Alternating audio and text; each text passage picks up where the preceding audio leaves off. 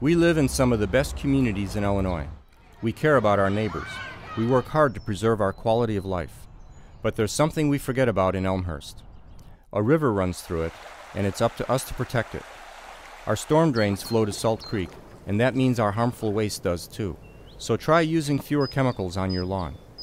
Avoid leaking fluids from cars. And grow native flowers and plants to absorb more rainwater. Don't muddy the waters. Do your part to clean up Salt Creek.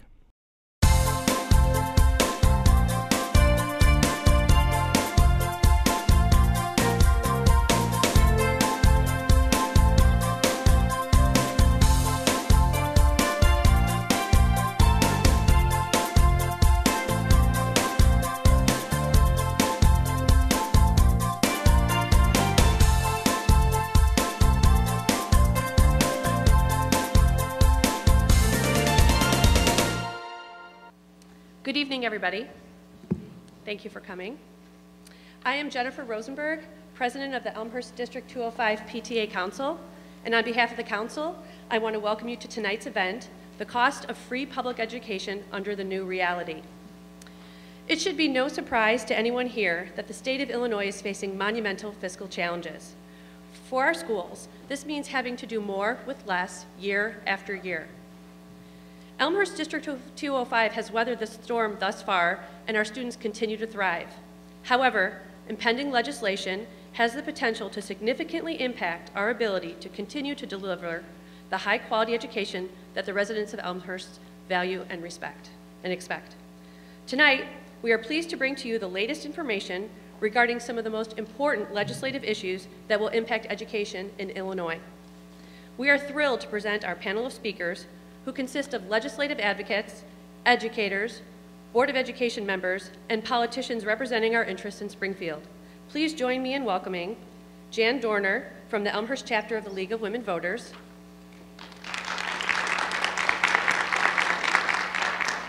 Peg Agnos from the Legislative Education Network of DuPage, also known as LEND,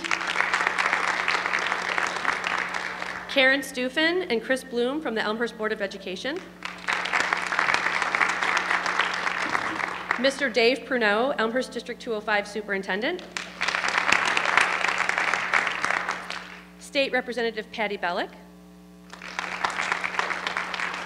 State Representative Deb Conroy, and State Senator Chris Nybo. State Senator Tom Cullerton should be joining us shortly. And finally, our PTA Council Legislative Representative and tonight's moderator, Carol Snyder. Last fall, we came together as a community and voiced our opposition loud and clear to the Education Funding Reform Bill, then known as Senate Bill 16. It is our goal tonight that we build on that momentum, become better informed citizens, and most importantly, encourage everyone to work together as community members, politicians, taxpayers, and educators to continue providing the high-quality education our children require in order to thrive in today's world. Our first speaker this evening is Jan Dorner. Our community is fortunate to be the beneficiaries of her unwavering commitment to advocacy and activism. She is the former president of the League of Women Voters of Illinois. Please join me in welcoming Jan.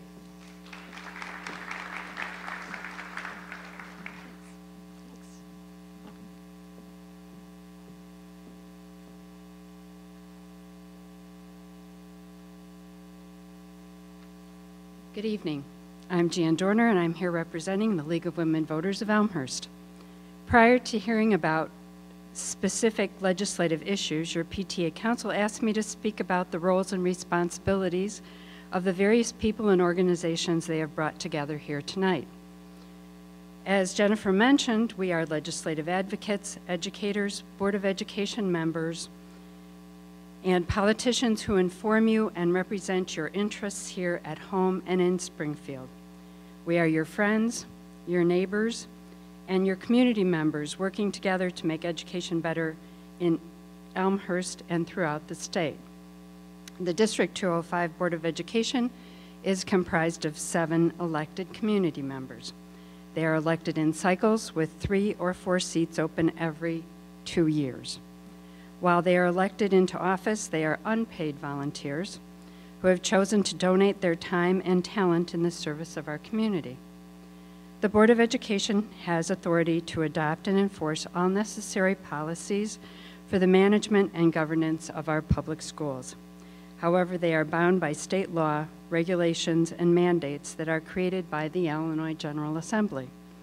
The Board of Education hires and manages the superintendent, who in turn manages senior district staff as well as day-to-day operations of the school district, in accordance with board policy and state laws. You may reach out to your Board of Education directly to express your concern over policies and procedures within the schools. At the top of the food chain is the Illinois General Assembly. This is the legislative branch of the government of the state of Illinois. The General Assembly is comprised of the Illinois House of Representatives and the Illinois Senate. The Illinois General Assembly convenes at the state capitol in Springfield. They meet from mid-January until the end of May, and an additional 2 weeks in November is scheduled with the intent to reassess bills that may have been vetoed by the governor. They pass bills into law, approve the state budget, confirm appointments, act on federal constitutional amendments, and propose state constitutional amendments. They are responsible for creating and adopting the laws that govern education in Illinois. The Illinois Constitution requires them to provide an efficient system of high-quality public education and design mechanisms for financing it. Our state constitution requires that education in public schools through the secondary level shall be free. The duties of our state reps and state senators are similar. They listen to the concerns of constituents, reduce challenges through legislative action, and find resources to support their district's success. Together with their counterparts throughout Illinois, they work to find practical solutions that will support your school district and complement our district throughout the state. Illinois state reps are elected and serve 2-year terms. While our state representatives receive salaries for their service, many also hold other jobs. 2 representative districts are nested into each of the 59 Senate districts. In our particular case, Representative Conroy's district is one of the districts nested within Senator Cullerton's district, and Representative Bullock's district is nested in Senator Bullock's district. Illinois state senators are also elected officials, but they serve either 2 or 4-year terms. Under the Illinois Constitution, their term cycle is staggered. Every 10 years after the census and district maps are drawn, a Senate seat within a district will serve 1 2-year term and 2 4-year terms. The placement of the 2-year term in the decade varies from one district to another. Similar to the state representatives, state senators receive salaries, and many also hold jobs other jobs as well. You may contact your state representatives and state senators to discuss laws and propose legislation. Upon entering the auditorium, you received information on how to contact all these elected officials, and it's on the back of the agenda. Complementing the aforementioned are civic organizations and legislative advocates who monitor, inform, and advocate for those communities and for their communities and organization members. The PTA, the League of Women Voters, and LEND, the Legislative Education Network of DuPage, are examples of such advocacy groups. You may reach out to any of these groups to learn more about how your voice can be heard. Your PTA Council is a grassroots advocacy organization. They are a group of unpaid parent volunteers who work in partnership with District 205 administration and the Board of Education to enrich and advance the interest of students and their families within our schools.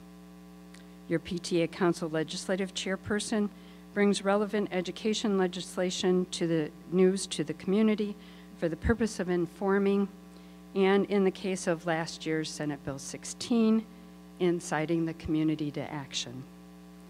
The League of Women Voters is also unpaid volunteers organization. We neither support nor oppose any candidates for office.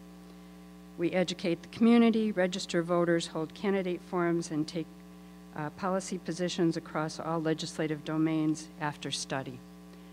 You have also received a pamphlet, Making Your Voice Heard, which contains helpful tips on how to communicate with any elected official, either supporting or opposing a specific bill or action.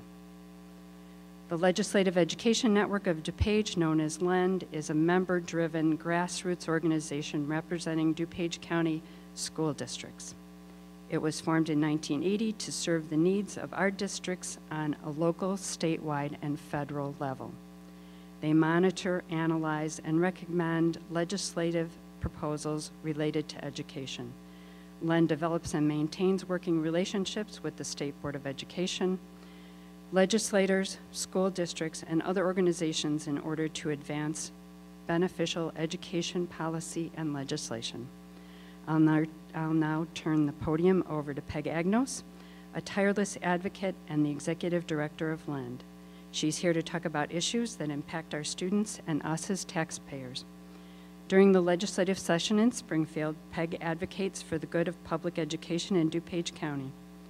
Her topics include education funding reform, pension reform, which includes a potential cost shift of education pension payments from state responsibility to local school districts, and school choice issues. Please welcome Peg.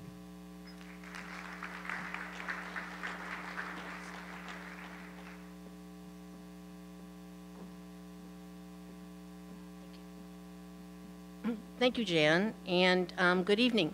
And thank you for inviting me to speak to you about the importance of advocacy and participation.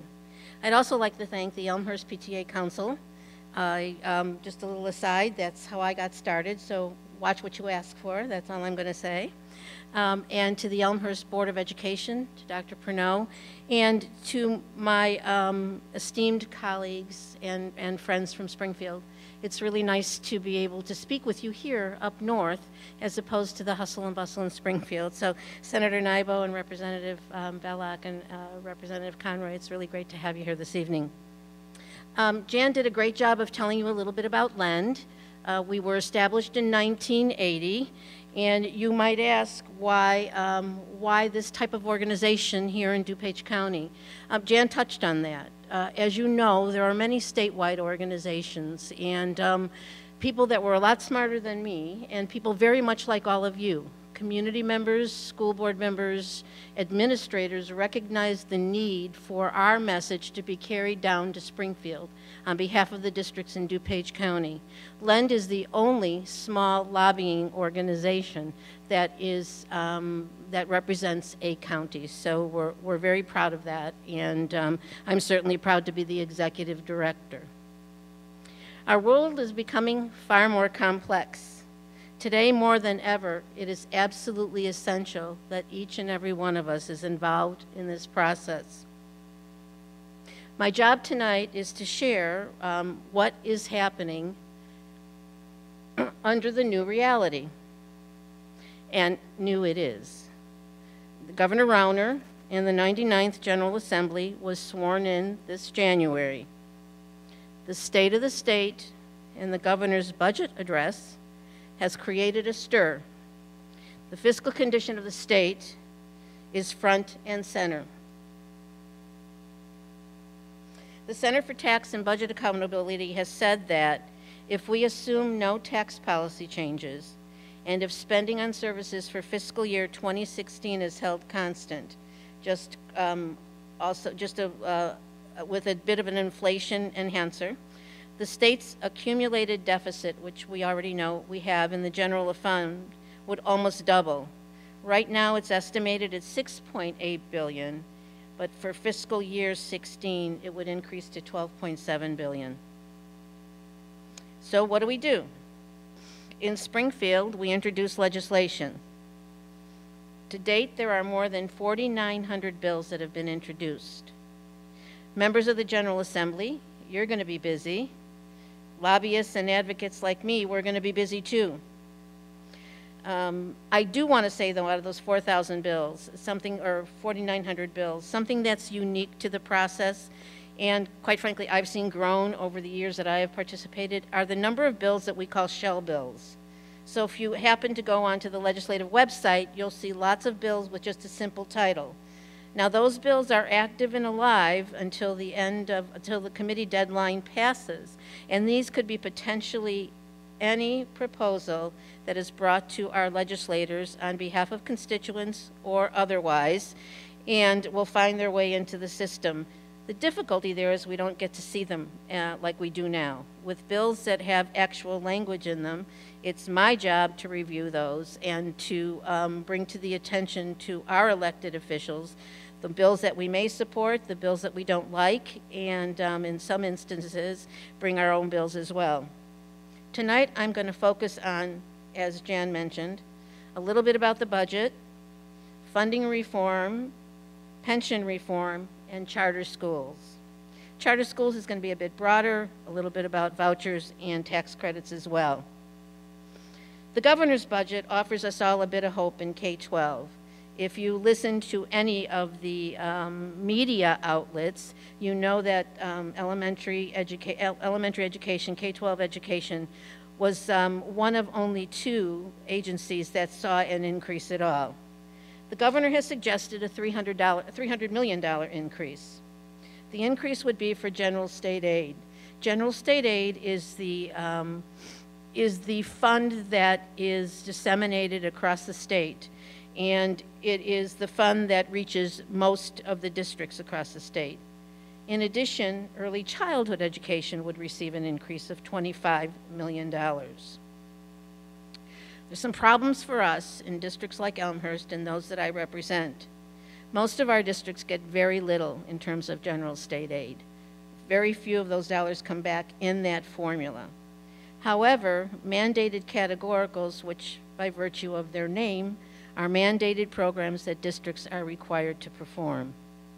I think we have a little bit of a discrepancy here, but the governor has suggested that the special education mandated categorical be reduced by $2.8 million. And I'm going to tell you something technical, and because this is what I do, I need to know this. But the State Board of Education had recommended, they're not that far off in terms of their proposals. They have recommended $3.4 million. Why is this important?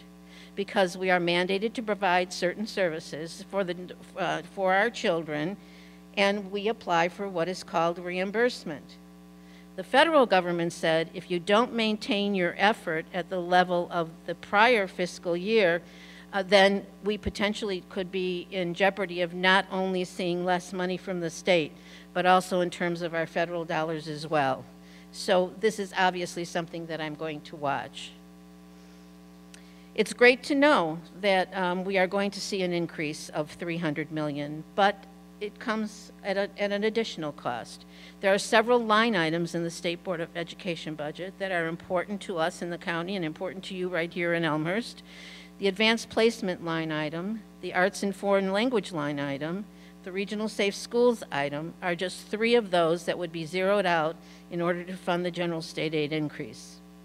While we are grateful that the governor has maintained his promise to make education a priority, the proposal does fall short. To fully fund general state aid at the statutory level so that other programs could be funded as well is estimated to cost, this is the State Board of Education, $550 million. So $300 million really results in what districts have been facing over the last several years, proration of their state dollars. There were several other line items in the budget that are potentially devastating. And quite frankly, I think that what this governor has done is made it clear that that he truly believes, and his administrators believe, that there are many ways to balance the budget, or at least lessen the deficit by cutting some of the spending that has already occurred. So higher education sees a huge decrease. It's $387 million. Department of Children and Family Services is going to be decreased by $139 million.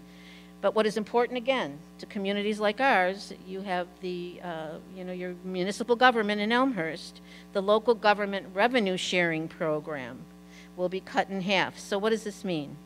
Well, some years back, this local government sharing fund was established. And the fund is, and it is funded by income tax dollars. I'm told by the Municipal League that originally it was 20% of whatever the income tax revenues were. Then it was reduced to 10%. Last year was 8%, and now it's going to be reduced to 4%.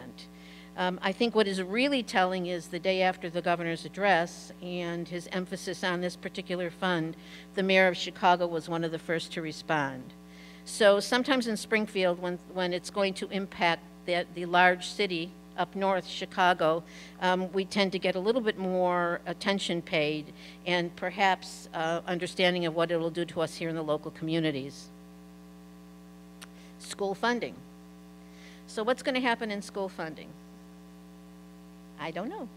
And I don't need to ask you questions, somebody else will later, but I'm not sure what's going to happen in terms of school funding. We talked about the budget, we talked about what the revenue, potential revenue may be in the new budget. We don't know how those dollars will get paid, we don't know where the money will come from to fund the agency budgets, but we will just assume that we are going to see an increase in K-12. There are other pressures on school funding, and I think Jennifer mentioned the first, that a really big change that, and I want to applaud you for your efforts on Senate Bill 16. DuPage County as a whole rallied and brought the information immediately to our elected officials, but we did a much better job. We took our message across the state and were able to say to Senator Menard, the sponsor, let's slow down and let's talk about this a little bit before we move forward. The funding formula hasn't, it's been changed or it's been tweaked over the years. There has been nothing significant in terms of a major overhaul since 1997. Senator Menard introduced Senate Bill 16 last year, and he has reintroduced most of the concepts of Senate Bill 16 in Senate Bill 1. It's an amendment, so if anybody does go on the General Assembly website, you have to click twice so you can see the amendment to Senate Bill 1. His intention is laudable, and he feels very strongly about the fact that dollars need to be sent to districts in the most need, with the neediest children and those that are in high poverty areas. And many people in Springfield believe that rich districts should not be, or what they classify as rich districts, should not be receiving the amount of aid that they currently receive. So, under Senate Bill 16, and I think Chris was here, if I'm not mistaken, the impact to Elmhurst would have been about $4.5 million lost. It's not just your state revenue. It's actually, what is different about this formula is that the calculation is made, and then every district's entitlement is then measured against your ability in your local community to pay. And we all know what that means. That means how much revenue do we generate locally. And I don't know the percentage of state. I think that you're going to hear from the board members about how much of the revenue is generated at the local level. And quite frankly, for many years, we have been very firm in our belief that those property dollars should stay in our local property tax and on our own communities. Well, under Senate Bill 16 and now under Senate Bill 1, I think we can say pretty responsibly that Elmhurst will still see some sort of a decrease. We have not seen the numbers from Senate Bill 1, so I can't say for sure. But, and even though there's a regional cost factor included, the formula changed a little bit for our special education, the special education piece, it is really my belief that many of our districts up here in DuPage County are still going to be losers, but maybe not as big a losers. So you'll be a loser, but you won't be a big loser. So we're not sure yet. And the other piece of that is that Senator Menard did something different with Senate Bill 1. He has attached a price tag. Senator Menard said that it would take $500,000 to fund the changes to Senate Bill 1 and other provisions in the bill. I think as others have looked at the bill and anticipate what all is involved, we're hearing that it's probably going to take a lot more than that. It looks like it might be closer to $750 million to $1 billion to really adequately fund districts like yours and still provide that assistance to districts in the most need. There's another bill out there that Senator Menard has signed on to that is also a change in terms of school funding. Senator Barrickman's bill, Senate Bill 1403. This initiative of Vision 2020, of which the Illinois PTA is a member, would calls for an evidence-based model to determine the actual cost to educate a child.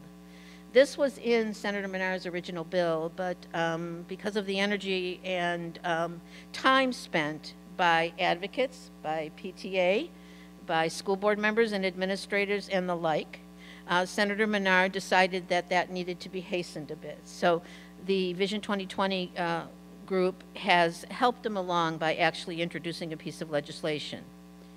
There are also a lot of mandate relief legislation bills in both the House and the Senate. We'd love to see them all go through. This would certainly give us far more flexibility at our local district, but I'm not sure how likely that will occur. Charter schools. The governor again has mentioned charter schools. He mentioned it in his State of the State. The governor would like to see the cap lifted. He would also like to see the funding disparity lessened. And I'll talk a little bit more about that later. And he wants to provide more options for parents through tax credit scholarships. Now here's something we have to remember about charter schools, and Jan could probably do this a lot better than I do. The League of Women Voters has done a remarkable job on their research around charters. Charters are public, they're non-sectarian, they're non-religious, they're non-home-based, and they're non-for-profit schools. They are funded by local dollars. There's a formula established in statute to fund the charter schools. And that is, for example, if that application were to come to Elmhurst 205, those dollars that would be funding that charter school would be dollars that are already in the mix. These are not new dollars. It is a contractual agreement with the local district, and we believe firmly that this should not be changed. There are other factors besides dollars that go into the contract so that the school district has that opportunity to enter into that agreement with that local district. Boards of education are the authorizer, and we support legislation that would eliminate the independent charter authority, which was established just a few years back, and restore the appeal power back to the local district. And if that's not plausible, then as the legislation had read in the past, the State Board of Education could hear appeals. Charters have to be innovative, and certainly we can all support that. But however, in this current climate, when public funding is woefully inadequate, we strongly support funding public education first. This does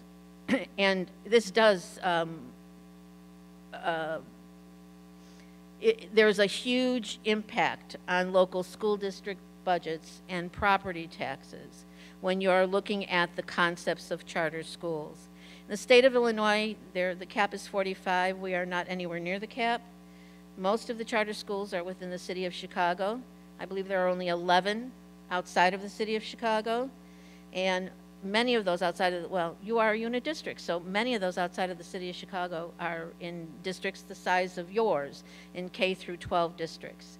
But the charters that work, the charters that succeed, the charters that enhance the school district are those that have been negotiated at the board table with the Board of Education and the Charter School Board. Pension reform. I don't have a lot to say except what is out there and potentially what could happen to the local district.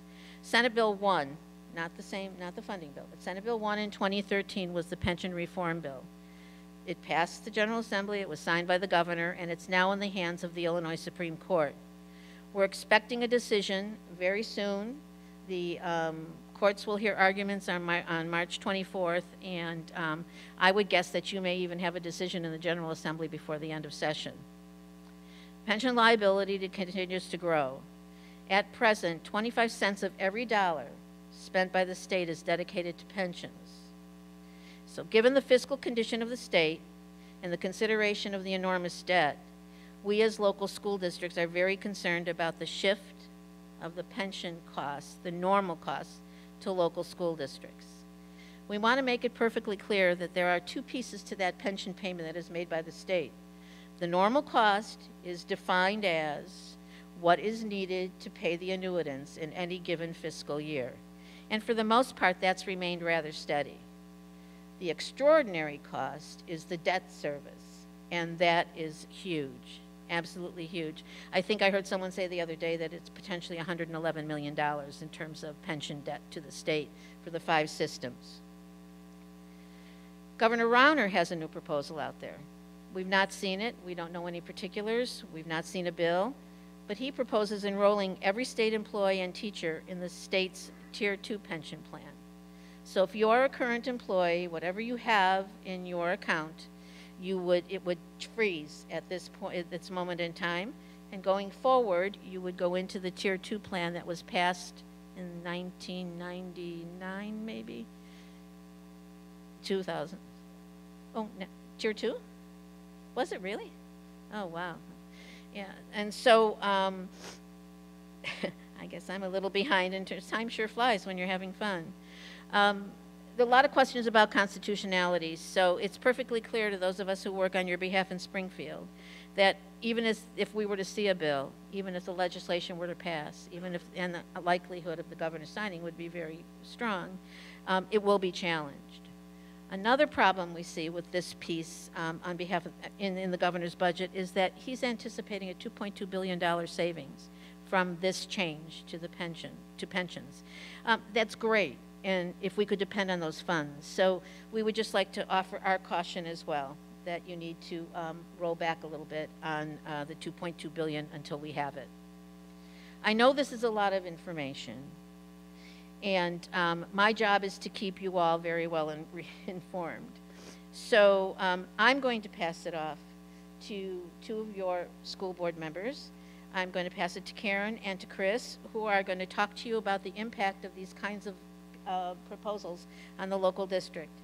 But I want to close with just a brief quote. Margaret Mead once said, "Never doubt that a small group of thoughtful, committed citizens can change the world. It's the only thing that ever has." So thank you for asking me to join you this evening.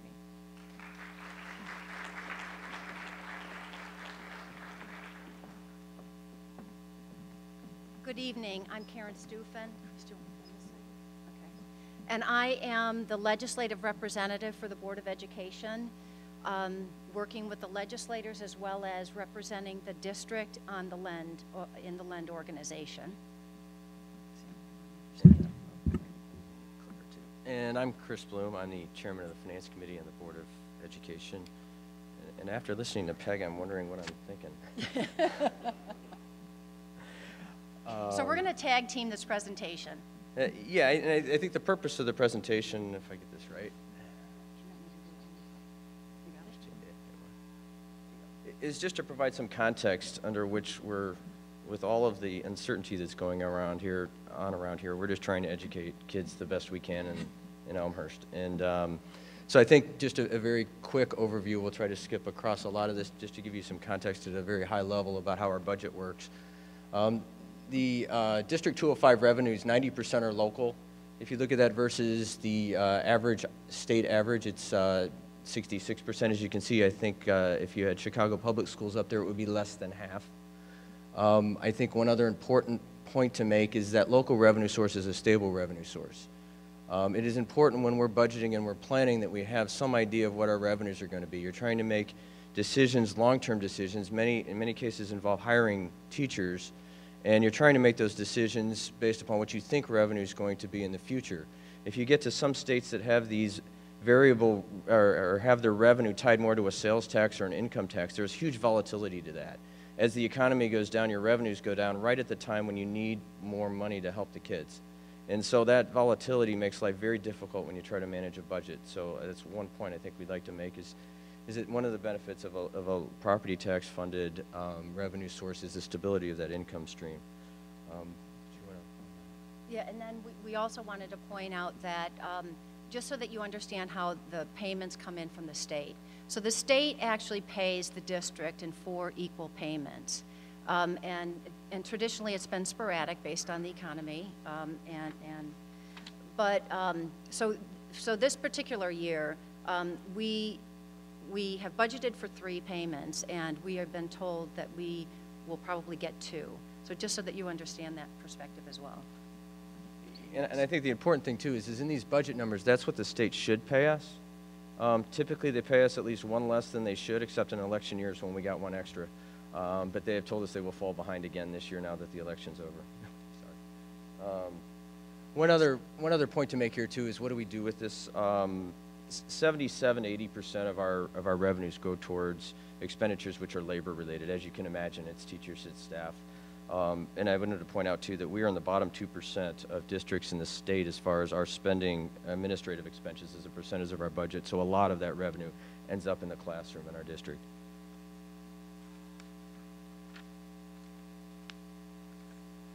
So what drives our cost? And I'll hand it off to you in a second.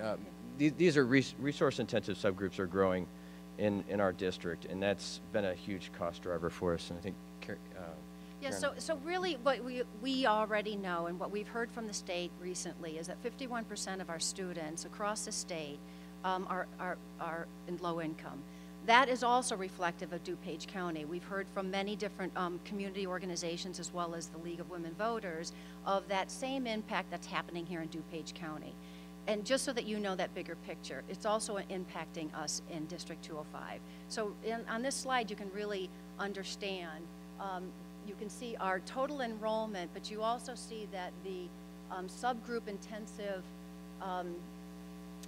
students and residents is increasing dramatically even for DuPage, or even for, District 205.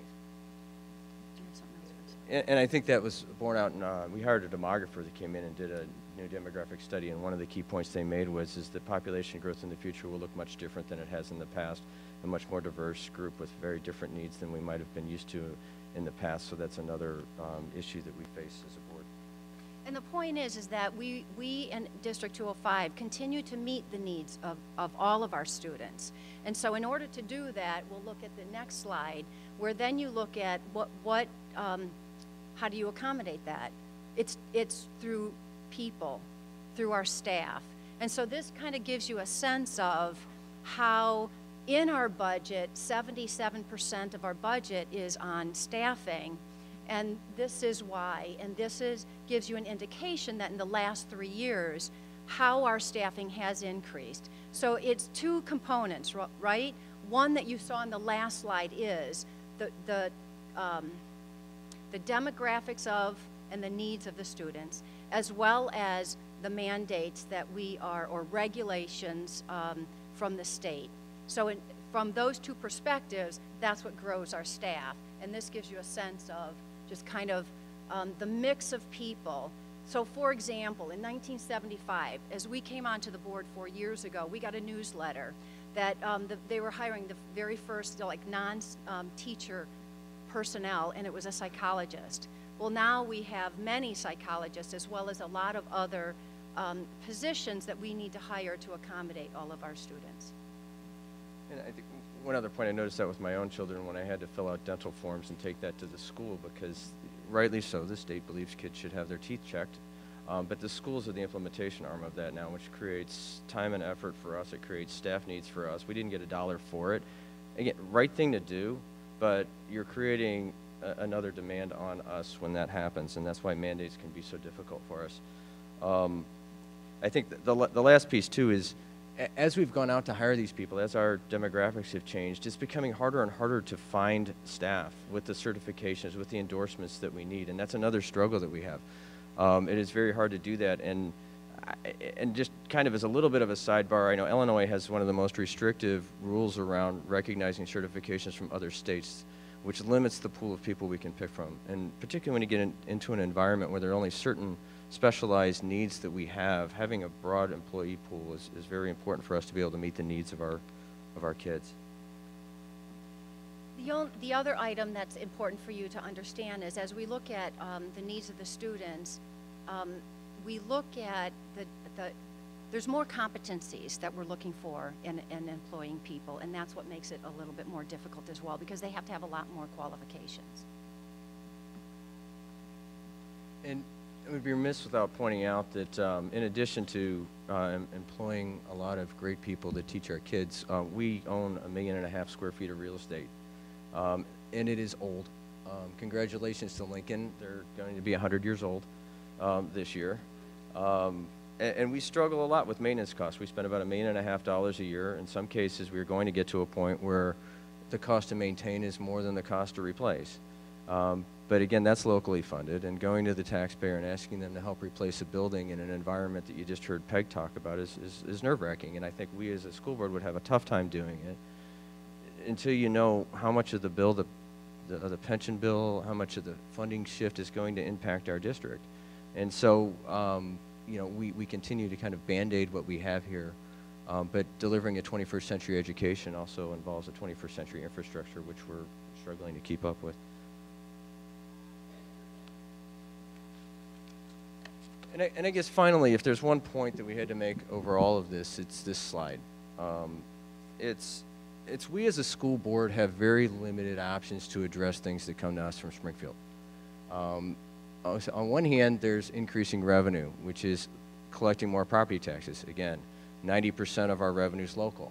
That requires a referendum. Our taxpayers can say no. On the other side, you can increase staff contribution. Increasing the share of benefit costs to employees, freezing wages, things like that. That involves negotiation with the union. They can say no.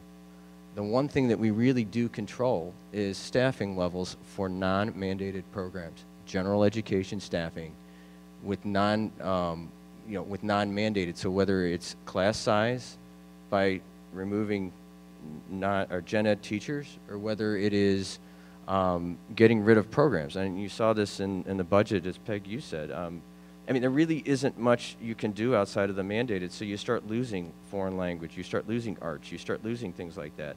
Our budget's no different. We have to run ours balanced, though. I guess it is different in that way. We cannot run out of money. So it's just important to understand that whatever comes to us, whether mandate or otherwise, we have one tool in the drawer to use. And it disproportionately falls on the gen ed population. So I think everybody has to understand that when we talk about our budget and where the impact of your decisions are going to hit. So the other point to make here is that these are the limited options that we have to control all of the additional requirements that are put on education, within our control. But understanding that we want to meet the needs of all students, especially with regard to education. But with more and more mandates or regulations that are put upon us, we're actually entering into more other industries beyond education, those being public safety, medical, mental health and human services, food service. And if Senate Bill 3004 would have passed, we could have begun to also take on responsibilities on, if you will, juvenile system, if you're talking about suspensions and expulsions. So actually the point really is that we want to help students. We want to be able to do that. I think the conversation gets a little difficult with the fiscal constraints. But we have to look at, demarcations. So that's what we wanted to point out here. And I guess one last point too is when you talk about the pension shift, a 1% shift in pension cost to us is about $500,000. And that's about 10 new teachers for us. So it has a significant impact on our staffing levels. So I guess, just real quick to summarize, I think we started out talking about the need for a stable funding source, the ability to plan forward to make investments in our kids' education with some certainty that we have some level of revenue going forward. I think that local funding and local accountability have worked so far in Elmhurst, and I just hope that we don't solve one problem. In solving one problem, we create another one. Secondly, I think we talked about this the last night. We are limited in our ability to address any of the cost shifts, and we don't have control over a lot of the costs that are shifted to us as well. So we can't manage those costs. They're handed to us. And thirdly, and I guess this is one important perspective that I've always kind of wondered about with respect to mandates. It seems to be a one-size-fits-all approach. It's a mandate that all are well-meaning, but they're meant to solve a problem that may not be everybody's problem. And so I think it creates some difficulty in, it limits the creativity in our ability to address things because they're not outcome-based. We would love an outcome-based. You guys need to solve these problems, educate these kids at this level. If we do it well, that's what the mandate is. It isn't do it this way. Let our professionals decide how to do it. But you know, I think it's important too that we just, sometimes we may get painted with a brush around a problem that exists in our society that may not be everywhere within every district.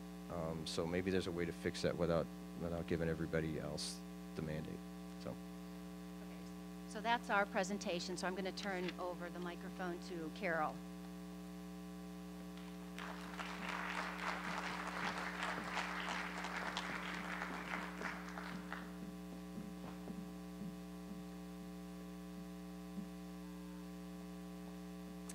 Good evening. I'm Carol Snyder. I'm the PTA Council Legislative Chairwoman, and I'm pleased to be moderating this evening's legislative discussion. Before we begin, I'd just like to briefly reintroduce our panelists to you, and if you guys could just give a wave of the hand as I talk about you, that would be fabulous. Thank you. I'll start with Representative Patty Bellock. She is currently serving her 8th term in the Illinois General Assembly. She represents the 47th District, which includes the majority of Elmhurst. She was recently reappointed Deputy Minority Leader, and she is the first woman in Illinois to serve in this very important leadership position. Next, we have Representative Deb Conroy, who should be a familiar face to many here in Elmhurst. She represents the 46th District, and this is her 2nd term in the Illinois House of Representatives. She's a former District 205 Board of Education member and a longtime education advocate. Her committee assignments include serving on the Elementary, Secondary Education, School Curriculum and Policies Committee. That was a mouthful. I dare you to say that 10 times fast. So at any rate, that's Curriculum and Policies Committee. And next we have Senator Tom Cullerton. He is serving his 2nd term representing the 23rd District. Senator Cullerton is an Army veteran, and he's involved in many civic organizations. He formerly was the Villa Park Village president. And next to him we have Senator Chris Nybo, serving the 24th District, which also covers a majority of Elmhurst. Previously, he served as a state representative, and before that was an Elmhurst alderman. His commitment to community and public service has led to his selection as a Harry S. Truman Scholar, as he was recognized by the United States government. And finally, we have Superintendent Dave Pruneau. He is serving his 4th year as superintendent of School District 205, and our schools have benefited greatly under his leadership. In a recent ranking of Illinois school district, ours was ranked one of the 10 best in Illinois. So Mr. Pruneau will sadly be retiring at the end of June after a 42-year career in education. So thank you all so much for joining us this evening for our legislative discussion.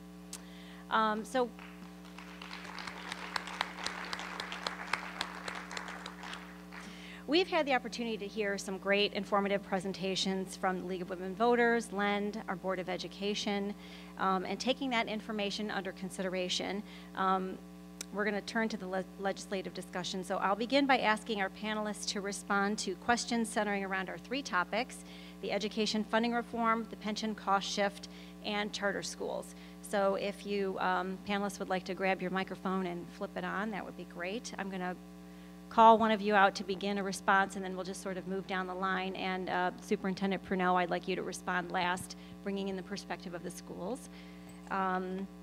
So our first topic will be Senate Bill 1. Are you all ready? School funding reform, fun stuff. Although projections are not yet in from the State Board of Education, based on the review of the legislation, our school district 205 is likely to see a significant reduction in budget appropriations for fiscal year 2016. So, with that in mind, how do you preserve our current level of funding? How would you define adequacy for every student in Illinois? And how do you ensure adequacy and equity levels are appropriate for our students in Elmhurst? And Representative Bellock, if you can begin. Thank you very much, and thank you all for having us tonight and for all of you coming out in the cold weather. And the presentations before have just been terrific, so we really appreciate being here. So funding is the #1 issue with education in Illinois today, and I think we spent a lot of time last year on that Senate Bill 16. all of which none of us in DuPage County agreed with. So I will tell you that when we had the superintendent's meeting earlier this year, of all the superintendents in DuPage County, there was only one district that benefited, and every other district suffered by almost 70%, I want to say. So there needs to be a lot of change. I know Senator Menard has tried to rework this, but what happened in Senate Bill 16 is that a lot of people were around the table to begin with, and then towards the end, not as many people were around the table. So with this bill, there are some other issues in it. I think that probably still the majority of schools in DuPage County, if it looks the way it is, will still be opposed to it. I can't say that for sure until we see what definitely comes out. But I think we're very leery about it because we don't want to see we want to help other districts but throughout the state, but at the same time, we want to include what are tremendous school districts, such as your own here in Elmhurst, as being good and not decrease their funding. So it's a tough question, it always has been, as to how to have really good education funding in Illinois. What I can tell you, what other people have pointed out today, and especially your school board members, is that local control is the best thing to do. We don't like to, when they talked about changing the income tax, funding through income tax, I can tell you one thing, we don't want to send our money from here to Springfield and let Springfield decide where that money is going to go, because chances are it's not going to come back here. So that's why the local control is extremely important. And I think that people will continue to sit around the table this year. We'll look at the bill as it comes when the state board comes out, but we have real reservations about that specific bill. Great. Representative Conroy, comments? Is this on? Flip that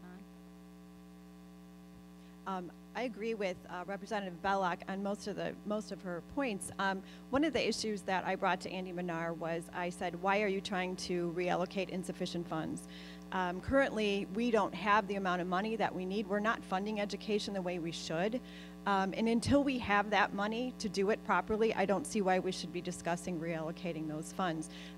Also, as a thorn in his side, I continually brought to him Queen Bee School District, which is part of the 46th, and made him aware of the fact that I may represent DuPage County, but Providence does not have a zip code anymore. And Queen Bee School District, while in DuPage County, is in Glendale Heights. They have the highest property taxes in DuPage County, 65% poverty, and they were losing money under SB 16. So that was one of our biggest arguments with him. It continues to be, and so far, until we see the numbers, I would say most of your legislators in DuPage County are very much opposed to this. And again, we have to wait and see, but my biggest concern would be we don't currently have the money to put into education to be having a conversation about reallocating those funds. Thank you. Senator Cullerton. Hello, there we go. First of all, thank you. I apologize for being late. I was actually across the street at Timothy Christian where they were asking many of the same questions. So I said, well, great minds think alike, so all the schools were coming together at the exact same time. But that coalition over at Timothy Christian was all of the DuPage Catholic schools and private schools. And they are very concerned because SB 16, while it would affect your funding, it would also affect them because as schools lose funding, as the public schools lose funding, the only way to probably recoup that would be an increase in property taxes. Well, an increase in property taxes would take away from the Catholic educators because there would be less kids going to Catholic school with their parents saying, you know what, I pay way too much in property taxes. I'm going to have to send my kids to public school whether I wanted that choice or not. So they're very worried about SB 16 as well. I can say last year, myself, Senator Nybo had not joined us yet, but myself, Senator Dillard, and Senator Connolly were all vocal against SB 16. I know Senator Nybo was not a fan of SB 16 either. You would be very hard-pressed to find any legislator in the collar counties that was in favor of SB 16. While it may have helped some of Cook County and it definitely helped downstate, it really decimated the 5 collar counties. And that is sort of the fight we're at right now. It still does that. I give Andy Minar a ton of credit for taking on an issue that is incredibly wrong. The way we fund education is not a very smart model. And he has taken that on when many others didn't want to. And he took that on as a freshman in a downstate district as, you know, coming up to a re-election. And that's a very difficult issue to undertake. So I applaud his effort, but I still think we need to be there. There still needs to be more discussion. He also based it on a model that came out of Massachusetts. However, the model that came out of Massachusetts added $1 billion in funding. As many of you know, throughout this state, we don't have $1 billion in extra funding.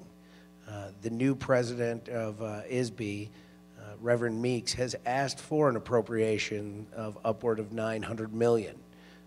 Many superintendents I've talked to said if you can find the money and keep us whole as we are now, we wouldn't mind revamping the way we fund education. But if you can't keep us whole and you can't keep us the way we are now, we can't have that discussion because it's a non-starter out here in DuPage County. So as far as I know from all of my colleagues in downstate, I know in the Senate, the collar counties are opposed to this occurring and opposed to this happening in its current form. And the other hard part, we still don't have numbers yet. That always seems to be the stickler point in Springfield. All these great bills in theory, but then they have no numbers behind them until the last second. And that tends to put all of us, at least out in the suburbs, to a quick halt. So as it stands now, there's got to be more discussion on it. And it will not be effective for my district, and truthfully, I don't see it being effective for the state if somebody else has to pay the entire bill for somebody else throughout the state. Thank you. Senator Nybel. I think we're all having a little bit of a delay. Yeah. Okay. Can everybody hear me? No? No, is it? Trade mic? Okay, now, yeah, wow, that came back. First of all, thank you very much for hosting this forum today to the PTA Council. I really appreciate it. I think you'd find that if you invited legislators to more forums like this, we really enjoy the opportunity to come out here and talk with our school officials, with our elected officials, and with our taxpayers. So I appreciate this opportunity. I also found the presentation very helpful.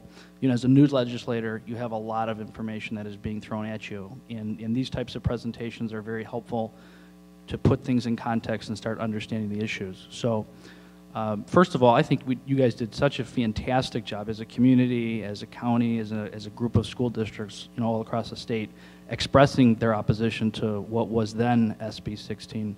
I really feel bad for the person who's been assigned that number for whatever bill this year, because I think it's got such a stigma to it now. I mean, you say SB 16 and everybody knows what that means and the opposition that we had to that bill. So what can I do? Well, one of the first things I can do is we just got our seat assignments on the floor, and I have the good fortune of sitting right next to Senator Minar now. So I can tell him every day that we're on the floor how much we here in DuPage County are opposed to this bill and what he's trying to do, and really encourage him to work cooperatively with his colleagues on addressing what I think is an important issue, which is school funding. So let's jump into it. School funding. None of us live in a bubble. And why is that important is because I think we need to keep in mind that our schools don't operate in a bubble, and our schools are not funded in a bubble. So I think we need to make sure that as we're looking at issues of school funding, that we're putting everything in the appropriate context.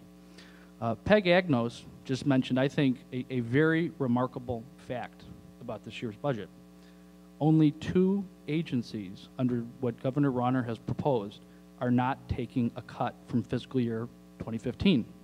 One of those agencies is the Illinois State Board of Education. So there are a lot of important issues that we need to discuss. There are a lot of things that we can be doing better, and there are certain things that you'd like to see, you know, at a state level addressed and reformed, and I agree with you. But let's start off, I think the right tone was set yesterday, or not yesterday, last week, with respect to education, because I think the governor has very clearly indicated in the starkest of terms that education is a priority for him. Let's not kid ourselves. This state is in terrible shape. You know, we talked about 205. We are so fortunate to have a well-run governmental entity in District 205. as Chris said, you know, you guys have to balance your budget, you meet your obligations, you make the tough decisions when you need to, and you keep the ship running. We have not done that at the state level. And so, unfortunately, as a result of that, there are going to have to be really painful decisions that we as a state make. The silver lining in this is that, you know, what's the saying? Never miss the opportunity to waste a crisis, or in every crisis there's an opportunity. And I think there are real opportunities. I butchered that. I butchered it, but I think you get the point. You know, a crisis presents an opportunity, and I think that is where the opportunity is here. So we're going to be going through a challenging budget situation, and we're going to talk about how we fund our schools. But I think at the same time as we're talking about how we fund our schools, I think we can address issues like mandate relief. So when we talk to our municipalities and they say, you know, we don't want a 50% reduction in our local government distributive fund. But there can always be a second, there can always be a but to each of these statements. We're going to have this, but, and I think the question and the opportunity right now is, what do we feel that but? What do we put as that second phrase? If we're going to take a hit in a certain area, if we're going to readdress school funding, what are we going to try to achieve? And I think this is where this budget in this General Assembly, this legislative session, is an opportunity to make some progress on some issues that are really important. Mandate relief, I think, is one of the most important. And I think that the governor and his administration understands that issue. I think the legislators up here understand the importance of that issue. And so there's an opportunity there. School funding, you know, there's another bill out there, 1403. You know, Vision 2020, I think we need to not only watch SB 1, but I think we need to watch Senate Bill 1403 now. Again, we don't know the details of that. And preliminary indications are that it is more positive than SB 1, but I'm not sure that that's going to be the right equation for us as well. And just to clarify, that is a new education funding reform bill. I believe. Peg, is that right? 1403? Okay. Okay. All right, we'll have to move on. I would like to just clarify that Senate Bill 16 is now Senate Bill 1. Whenever a new General Assembly is sworn in, all of the bill numbers get wiped clean and all of the bills get reintroduced and assigned a new number. So I think we should start calling it Senate Bill 1 because that's what we're going to be reading in the papers. Mr. Pruneau, do you have any comments to follow up from the legislators? Well, let me start by just saying the real question out there this evening. I checked the weather forecast, and we will have school tomorrow. Thank you. So I know a lot of people came just for that information. Let me just say that I think for the state of Illinois, this is a critical part about education. And I think one of the issues that really has to be explored is the question of adequacy. What is an adequate education for every child in the state of Illinois? And that conversation never gets very sophisticated. We never sit down and say, what is it that we want students to have when they graduate from public education? What skills, what training, what should they have walking out the door that this state is going to support? And I think that's where the conversation has to start about funding. Because if someone came to me and said, look, you should be able to provide this kind of education for these students in your community, and I was not providing that, then I should be held accountable for that. But until somebody defines what that is, it's going to be very, very difficult to talk about funding if you don't talk about what you should be providing when taxpayers are giving you that money for that funding.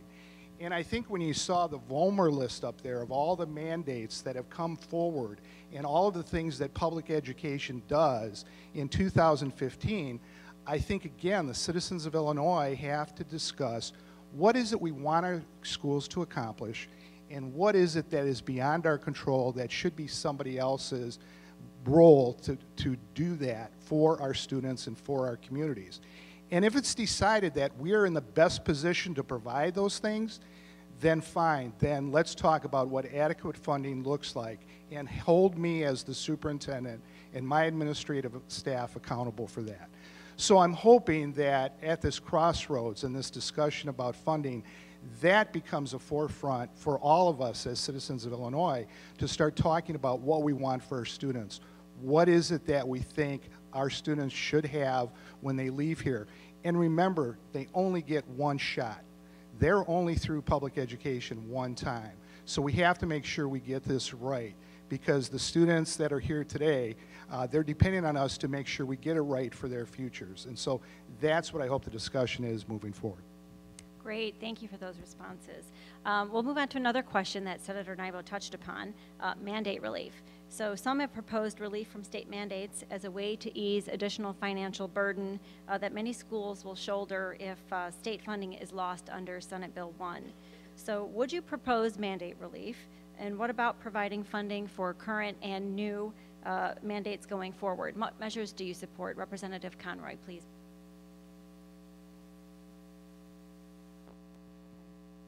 Is it working? No, it is. Okay. Okay. I think there is an active review of all the mandates that are out there right now, and I think that's going to be very helpful for all of us. I can pretty much guarantee you there will be no unfunded mandates that are going to go anywhere this year in the General Assembly. There were very few, if any, last year because of the budget constraints.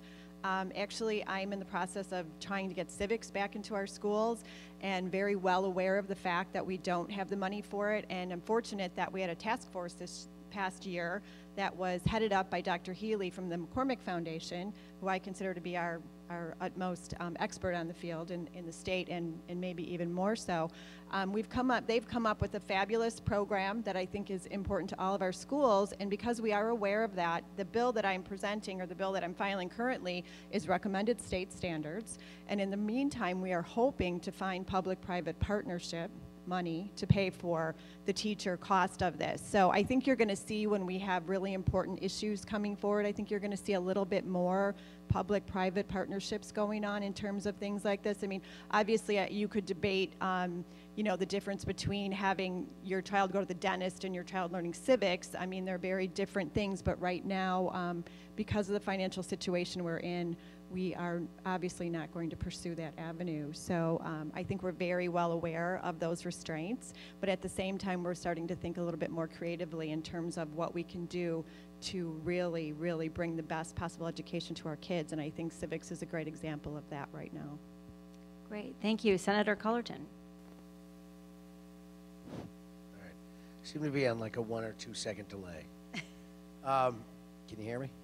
Very good.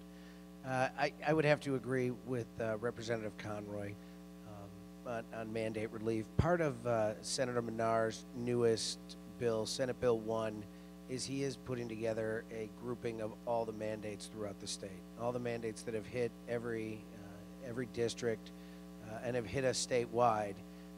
And I know part of his negotiation process is reducing those mandates to try to get the votes he's going to need to pass his newest Senate Bill 1. Passing a bill with 32 votes that could affect people so broadly statewide does not make it, a huge positive. What he wants is 36, 38, 40 votes. So what he will do is negotiate ways. But part of that process is putting every mandate that's come through, which I've got to imagine, I'm sorry I missed the presentation, is in the hundreds of thousands of mandates? Or is that shooting too high?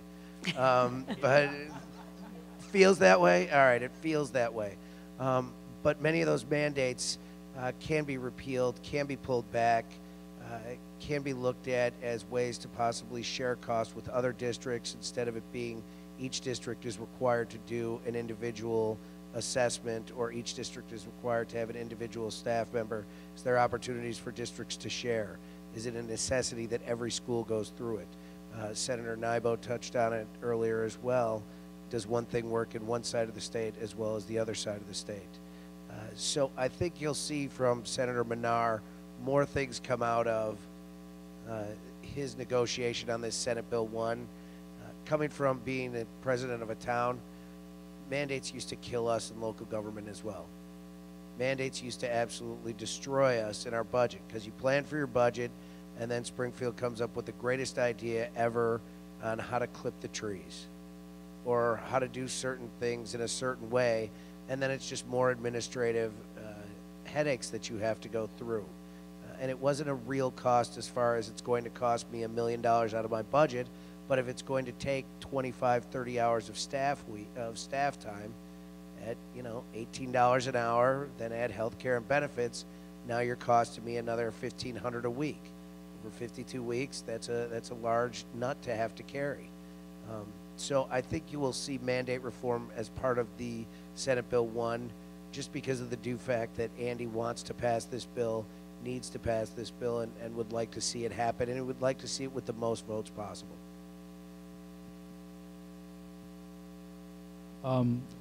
Okay, so obviously we were just talking about mandates, and I think it's important. I'm learning a lot about education as you go through this process. I think we all have, except maybe Deb, who had a lot of familiarity with the issue before she went down to Springfield. So when we talk about mandates, I think it's important to put them in two categories. Mandated spending, categorical mandate, required spending that the state says you are obligated to spend a certain amount of money on this, and then unfunded mandates. So categorical mandates, mandatory spending. This is for issues like special education and various meal programs, and the state comes in and says, you know, you are obligated to fund these services or these programs, and we'll give you some money to support you, but you also get money locally, and you also get money from the federal government. So in terms of categorical mandates, my understanding is, and some people may differ over the numbers, is that the governor is pretty much on par with where we were with fiscal year 15 in terms of funding that's coming from the state back to local school districts to support their categorical mandates. Now that's the latest numbers that I've seen. It's about the same. I think it's a 2% reduction that I'm seeing. And so again, to put this in context, the governor has proposed a budget in we see a lot of numbers up here, and correct me if I'm wrong.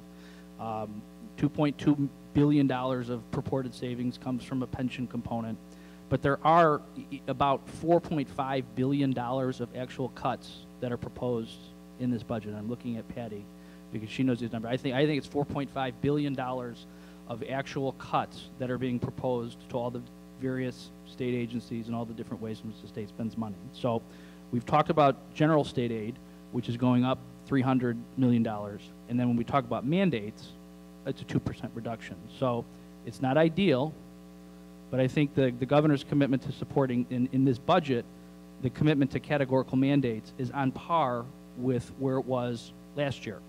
Now, unfunded mandates is the second part of the equation. And I think that's where you're talking about administrative costs and actual costs that districts have to incur and are required to support, but without any funding provided by the state. So I absolutely support mandate relief with respect to unfunded mandates, and I'm definitely open to exploring the categorical mandates and whether there is a way to give districts more flexibility to provide the services that the state would want them to provide, but without all the strings that come attached to them. So I think mandate reform is a very important part of the equation, but I think we need to understand that there's two components to it, the categorical mandates and then the unfunded mandates. Great. Representative Belloc. There we go. Well, I agree with what was said before. I think something that just even happened last week here in DuPage County was the governor came to DuPage County to sign an executive order here. Not only was it about consolidation of taxing districts, which the county board chairman has been a model used in Springfield for trying to combine different taxing districts. We now in the state of Illinois have over 7,000 taxing districts. The next state closest to us is around Texas with 5,000, but they have 8 million more people. So usually we use the average of Pennsylvania, who has 2,200. So, but not only in that executive order did he have about combining taxing districts, but he also talked about that task force looking at unfunded mandates for schools. So I think you are going to see something taking place. It's not just going to be something that's up for, discussion around the Capitol. He now has signed an executive order looking at both of those important topics. And so I think he has proven that this is one of his main goals is education funding, and I think he's determined to focus in on what the real issues are to get the funding for education and to look at other things that, how to remove the unfunded mandates that, that a lot of the task force and people that are seriously going to focus in on it can take a look at along with the rest of the legislature. Great, thank you. Mr. Pruneau, I think I know what you're going to say about unfunded mandates, but I'll let you throw in your 2 cents. Yeah, I think I already spoke about that. I think, again, it goes back to what a local community wants in its educational system. And I think there are 2 parts to it. I think the categorical is one part. I think what doesn't get discussed is the categorical funding enough to fulfill the mandate that has been mandated by the legislators? And I'll just use one example. The federal government has strict requirements on special education services, process, and yet we don't even get 50% of our promised funding from the federal government for IDEA legislation, and yet we are mandated to spend man hours, we have personnel, all of those things are required, and yet the funding does not come with it. So I think there's a conversation to say, is that as important as we all think it is? And if that is important, then how are we going to fund that so that local districts can meet that funding mechanism? I think the other thing too is I think there are mandates that you do want. Things like civil rights guarantees, those kinds of issues I think should be required by school districts as part of what we as democratic citizens believe about how people should be treated and what guarantees people have.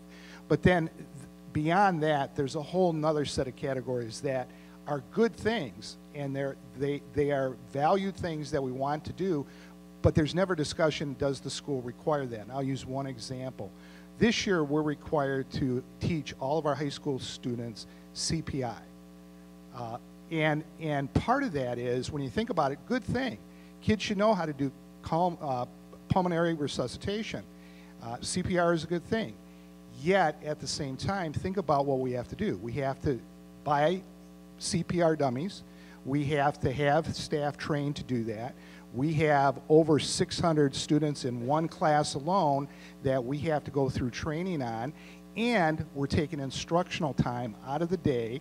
Even though we're emphasizing core curriculum, we're spending time doing CPR training. Again, is it a good thing? Absolutely. Does it belong in education and in the school district? And again, how does that get funded and how is that decision made? And so that's just one small example of, I think, a conversation that we need to have about these. Good things, well-intentioned, but I think sometimes we don't think about what the consequences are. Great, thank you so much for those comments. We need to move on to pension reform and cost shift. So several proposals have been introduced to make changes to current benefits and contributions. Given the fiscal condition of the state and the consideration of the enormous debt we currently carry, we are concerned as a school district that a shift of pension normal costs will occur. So if this does occur, please share your model for how that shift should occur, and how would you ensure local districts are protected from current and future debt service? Senator Collerton. Oh, it's not working. Never mind. No, all right.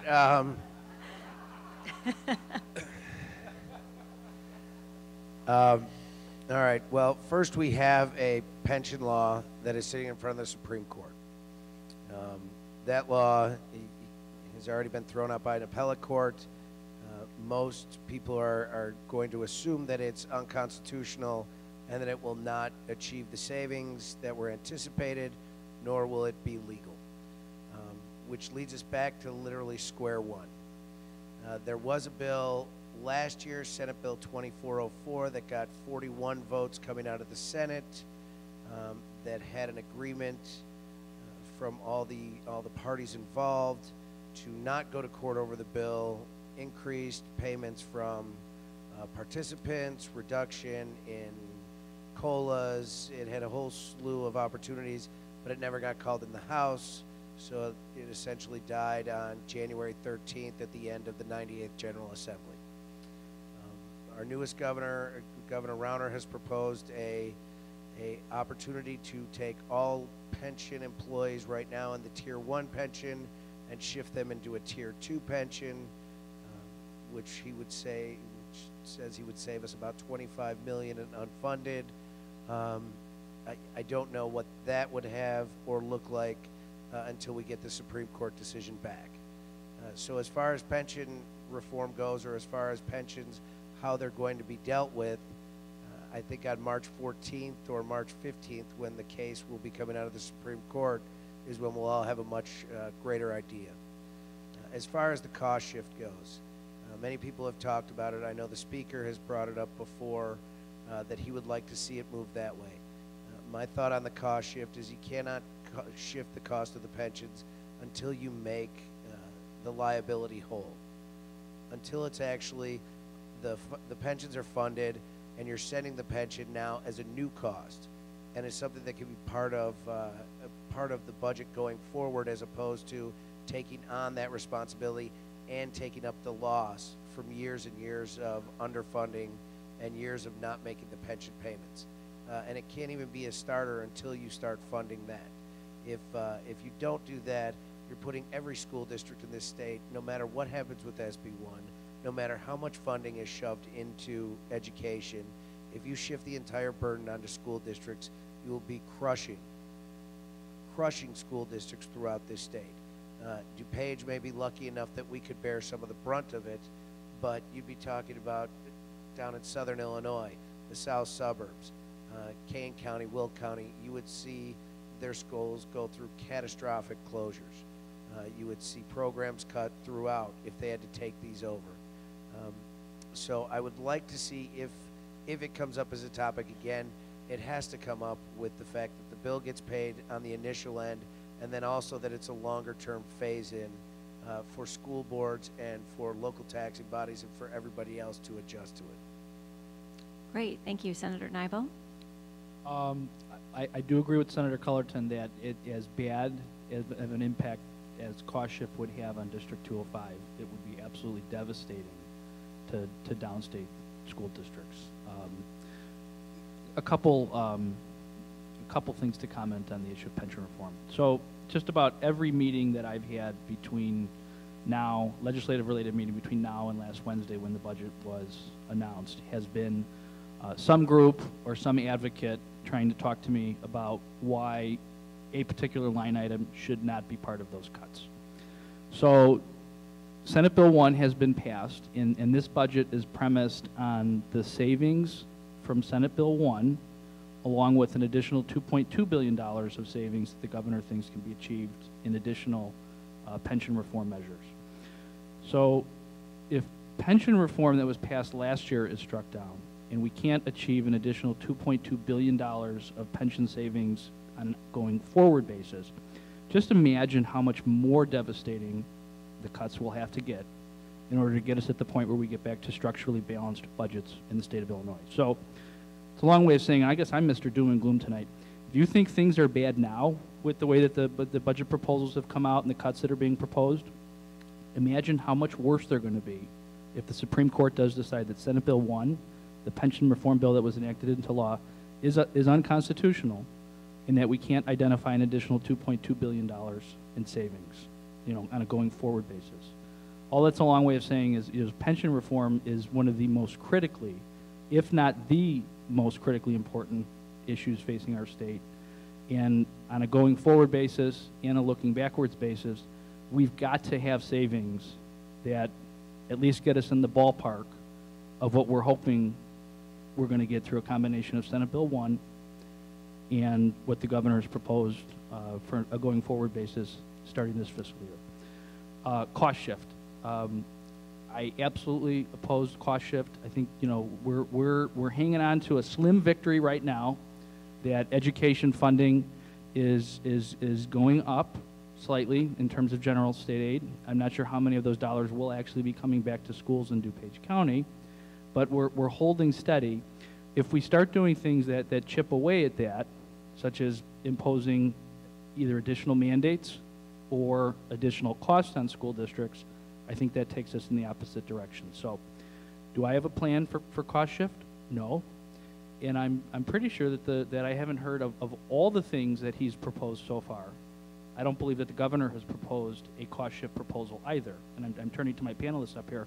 Of all the different things that he's done, and he's stepped on a lot of toes in the last month and a half, of all the things that he's proposed so far, cost shift has not been one of the proposals that he's put out there so far. So does that mean it's going to change? Or does that mean it's going to stay constant? I'm not sure about that, because it is a give and take, and it's a process. And I tell people with the budget, you know, it's a starting point. And anything can happen at any time in Springfield. So will he continue to keep cost shift off the table? I'm not sure. But we'll work as hard as we can, I think, collectively as a group and legislators throughout DuPage County, to try to prevent that from being one of the options that policymakers decide to resort to. Great. Representative Belloc, comments?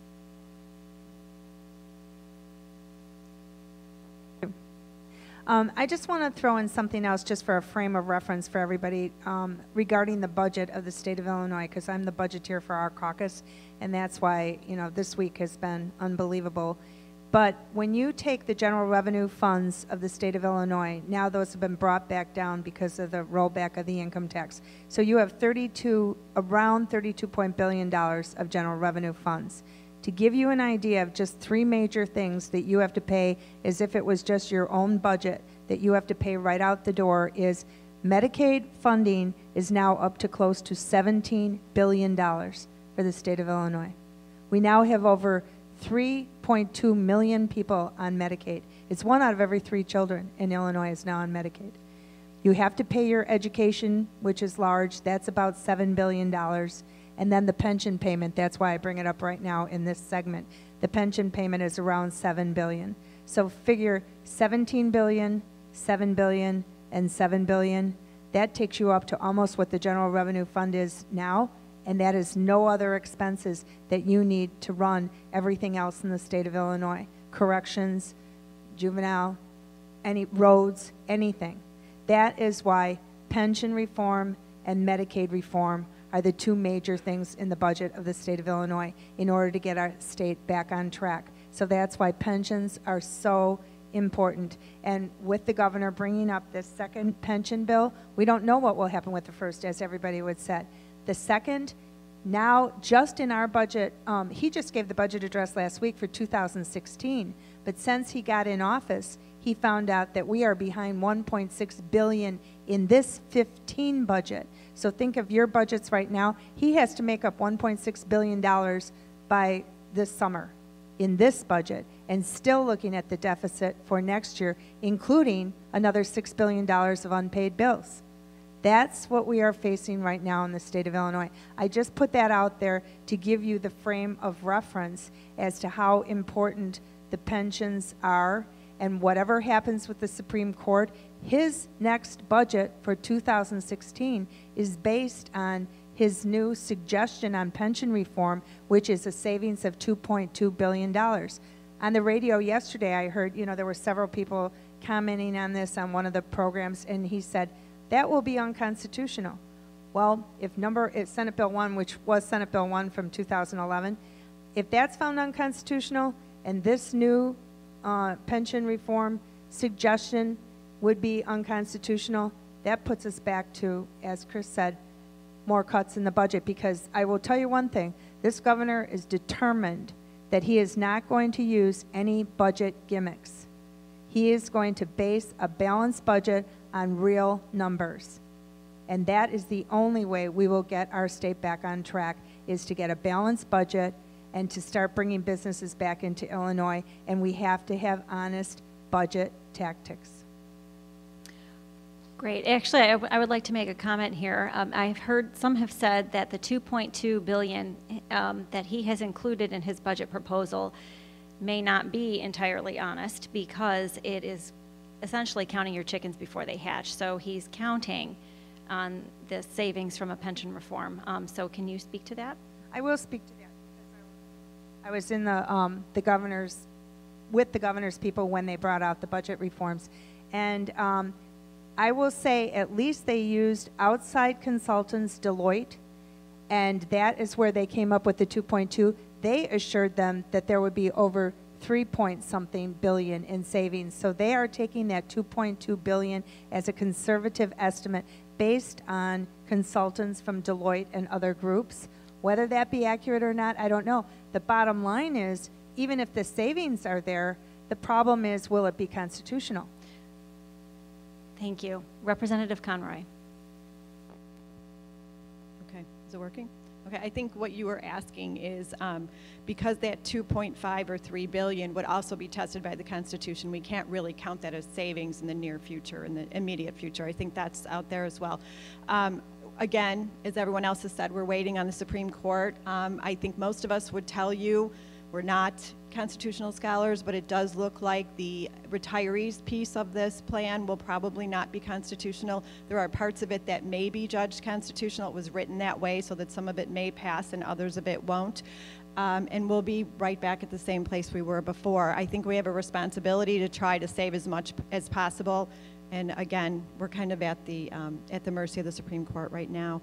In terms of cost shift, I would tell you property taxes, property taxes, property taxes. As long as we fund education on property taxes, Queen Bee School is in my district, and I use that again. People in Springfield have never heard that school district before, and they all know it now. As long as that's the way we fund education, I can't support a cost shift. We can't do it. There's no way that we could do that without increasing property taxes, and it's just not a doable solution right now. So therefore, it never have. And as much as there are some of those, some folks out there that would like to tell you I always vote the way the speaker does, we are definitely on opposite sides of this issue. I'll make one comment on that, and I appreciate Representative Conroy's opinion, because that is one of the top priorities of Speaker Madigan. 2 years ago, we were, almost together on what we thought the budget would be, and it was just going into the budget discussions on that bill 2 days before the end of session that he bring about the tax shift, and that he wasn't going to negotiate on the budget until he got the tax shift. Then he pulled that off the table for the last 2 years, but that is a top priority of his. And he's very honest about that. Great. Thank you, Mr. Pruneau. Any follow-up comments? I would just say, 42 years in education, it's another way to say you're an old guy. But one of the advantages, you have had a lot of experience and you've seen a lot of shifting in those 42 years. Two things I would just caution. One is, if there is a cost shift, I think the taxpayers have to be aware of two things. If that cost shift occurs toward pensions, how are they going to protect the pension fund, that it goes into the pension fund and it stays in the pension fund, and it's prevented from being rated by some other entity that decides that they have a better use for the pension surplus rather than funding pensions. And that's kind of how we got in this mess. Secondly, if a cost shift does occur, I think there's a danger of an escalating clause. And I'm from Michigan originally. We had the cost shift happen to us in '83. It started off with 2.5%. For every dollar we spent on salary, we were required to give 2.5 cents toward the pension fund. There was no cap on that. So every year it crept up slower and slower. By the time I left in 2010, it was up to 29%. For every dollar we paid in salary, we were paying 29 cents in retirement. That was absolutely killing local districts. We were spending almost 30% on pension rather than education. So just two cautionary tales. Great, thank you. We're running a little bit short on time, so I'm going to jump ahead to charter schools and ask one question about that. So if you could keep your comments brief so we can get on to some audience questions that people may have. Governor Rauner, in his Illinois turnaround plan, has proposed removing the cap on charter schools and reducing funding disparities for public charters. So if funding for all children is the goal, please explain why charters are a benefit to public schools. How many different ways can we tap into the same pot of money? Senator Nybo. 1, 2, there we go. Okay. I'm with the governor on this one. I support his effort to remove the cap. I support his support for charter schools. In this conversation, I think it's important to remember that charter schools are public schools. They're supported by public funds. They support the same students that attend what we traditionally think of as public schools. Are they appropriate for every community? No. Am I pushing them for every community? No. Do I think they belong in Elmhurst? No. But are there parts of our state where I think they do belong? Yes. I think the city of Chicago is a great illustration of a school system that is failing many of its students. The Chicago public school system is not District 205.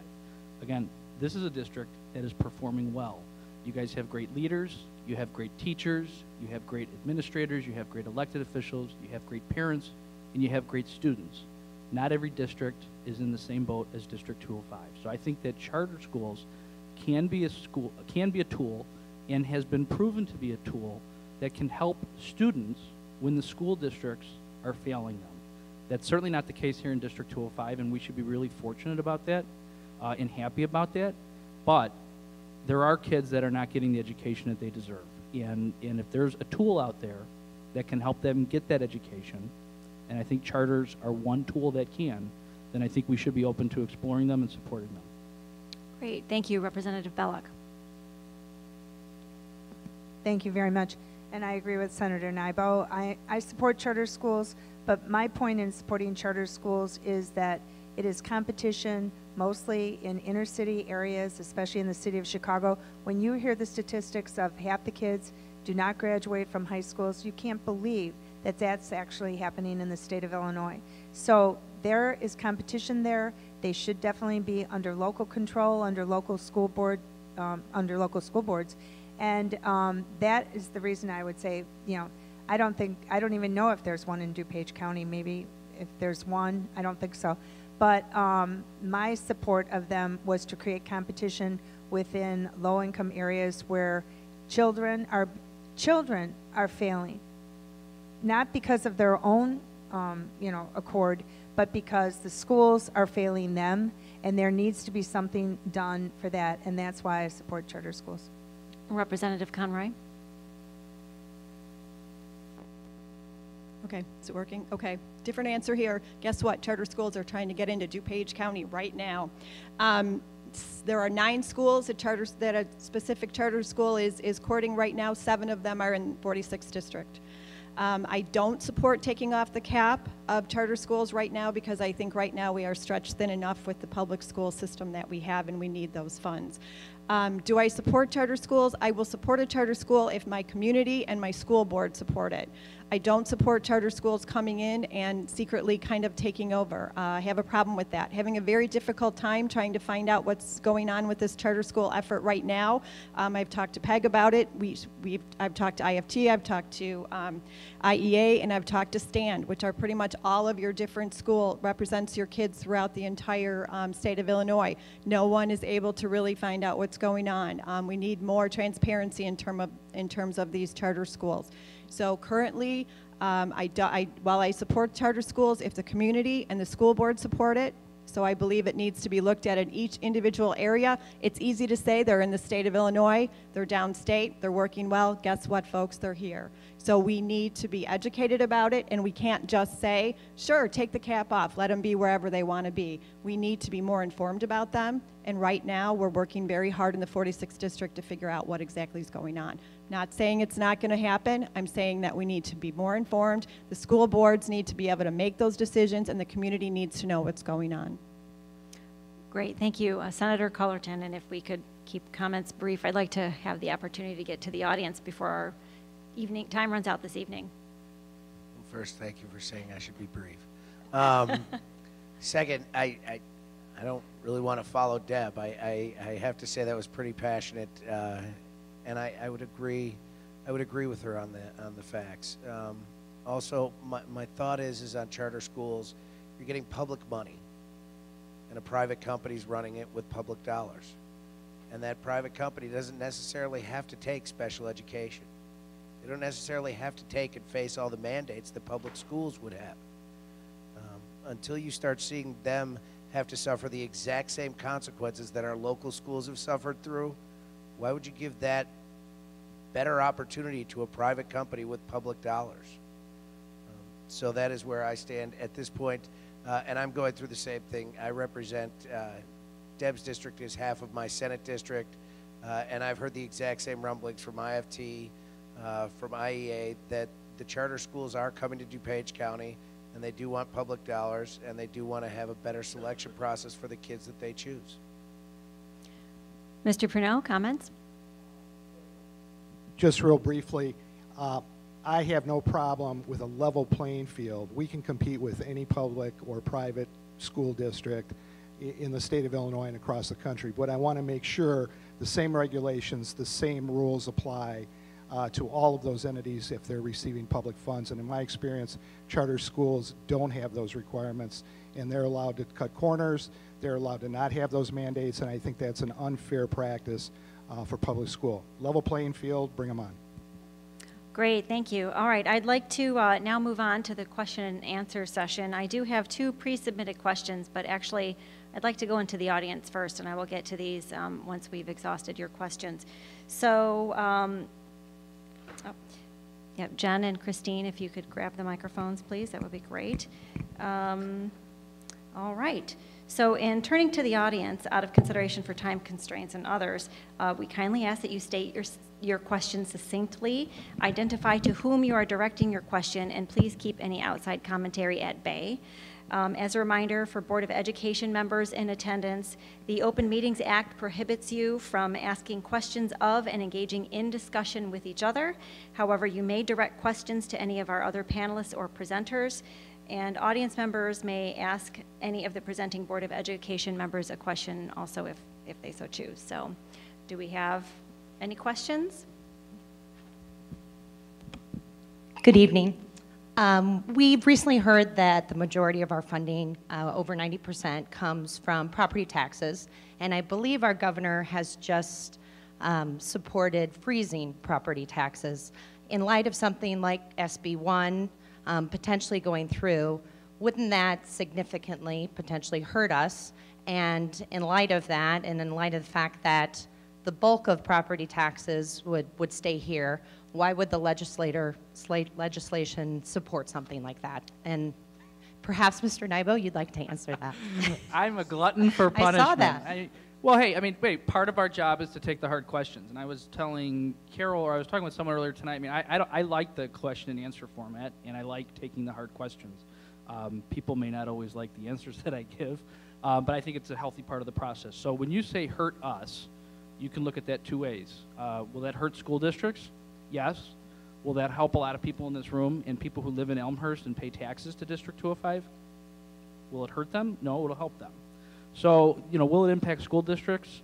Of course. If it's passed, it's something that will, you know, have a very significant impact on school districts.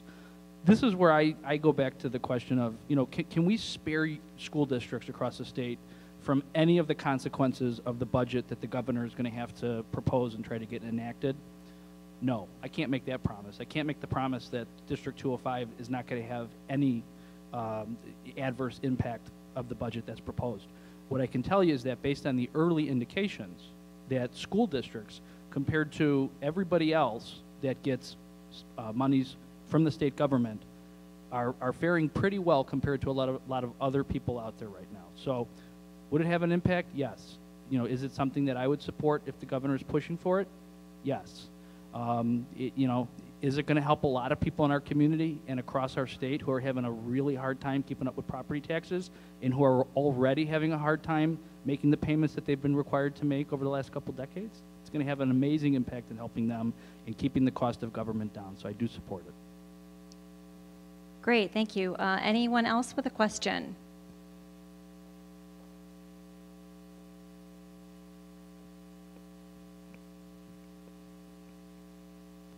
Hi, this would be directed toward the legislators. I'm Sue Whitworth with the League of Women Voters. And the League of Women Voters throughout the state just finished a study on charter schools. We learned a lot, including that charter schools are required to follow most of the mandates as traditional schools. But we're wondering why they don't, why doesn't the legislator put them all on a level playing field, following the same rules? Is there a teacher? I would tell you right now there are bills out there that are trying to do that. I just co-signed on a bill, and I'd love to tell you the number, but I don't want to disappoint you guys. I don't have all the numbers memorized to all the specific bills. I can tell you it's Chris Welsh's legislation, and what it does is it, in terms of charter schools, it allows basically local decision making, so it allows the local communities and the local school boards to make that decision. So I'm supporting that, and I think you'll see more of that going forward. May I make an observation? I mean, you know, first of all, we just spent the first half of our forum talking about mandates and how the state has come in and told all these school districts all these things that they need to do, all these things they need to spend money on, and how severe of a burden that is on our local districts. And we're talking about mandate relief. How can we in the same conversation then turn around and say, all of a sudden we want to start imposing what are essentially the same mandates that our school districts are subject to on charter schools? I thought we were just having a conversation saying that we need to empower school districts and free them from these mandates, whether funded or not, in order to have the flexibility that they need to educate our students. Why would we want to go backwards then and impose those mandates, those unfunded mandates, those funded mandates that are holding our public school districts back? Why would we want to impose all of those on charter schools? I'm not seeing the logic there. I think what the logic in what's being said is that if we're going to have charter schools, they need to follow the same requirements that the other schools do. So if there are currently mandates that the local public schools have to follow, that the charter schools also would have to do that. But why can't we redirect the conversation and say, what are the mandates that charter schools do not have to follow that we're trying to make them follow? Why wouldn't we work towards trying to free public school districts from those same mandates? I think that's what we're trying to do. I think that's what we're doing, is looking at them overall. But I think that what's been said here by the superintendent is that if there's going to be charter schools, they need to have the same rules as the public schools and not be able to kind of go around the edges and make it easier for them.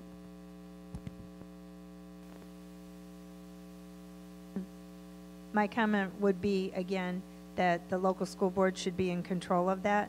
And so they're the ones, when the charter school needs to get the permit to do that, the local school board should be in charge of that. And I agree with what Senator Nybo said, and the lady from the League of Women Voters said that when you studied it, they did have a lot of the same mandates, but why put more on them? The whole point of charter schools is to educate children, to bring them up, to empower them. And whatever makes a charter school to be successful, of the real meaning of real charter schools, that's what they're there for, is to have children excel. Great, thank you. Any additional questions? Is Tara Rainier, and I have students in elementary, middle, and high school. And my question is for the lawmakers in relation to the mandates. Should you be required to analyze the financial impact that the proposed legislation affects the individual school districts? Like, for instance, Mr. Pernod talked about the CPR training at York, or this year we had the Aaron's Law in the elementary and middle schools. After those mandates are brought down and the costs are given to the school districts, would it be okay for the lawmakers to analyze how that has affected? All right, I will start on this one first. So Representative Conroy's bill on civics, I ran in the Senate and passed through the Senate. Last year we did the civics task force. While civics education is obviously something that needs to be taught in our schools and is something that people need to take up. You can go on any Jimmy Kimmel, Jay Leno video and see who doesn't know who the Vice President of the United States is, who doesn't know who won the Civil War. These are all things that can be taught in civics education and should be taught. Volunteerism, how to be a better community person.